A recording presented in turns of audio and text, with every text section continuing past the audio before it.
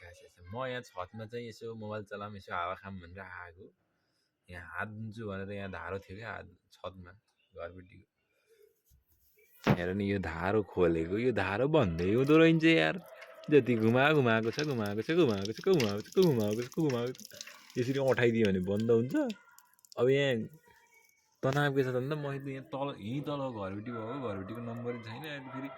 यत्तिकै जाने भने पानी खोलेर यत्रो बेरसम्म बसेको यहाँ माम्ते भन्ने के भने फेरि सुन्छ नि यहाँ भाइलाई फोन गरेको भाइले उठाएन तनाव कि म यहाँ पानी रोकेर बसिरहेको छु के भन्ने पानी फेरि तुई चुइरह यो ट्याङ्की यहाँ माथि ट्याङ्की नि सकेला जस्तो लाग्यो मलाई के गर्ने हो आपत पऱ्यो मलाई अब फेरि गाह्रो हुन्छ नि त फेरि घरभित्र पानीको सम्बन्ध त फेरि छुट्टै छ अनि त्यही भएर यो पानी रोकौँ भनेको उपाय छैन कतै भल पनि रहन्छ क्या रोक्ने फेरि बन्द गरेर डाइरेक्ट छ यो तनाव भयो गाइस तनाव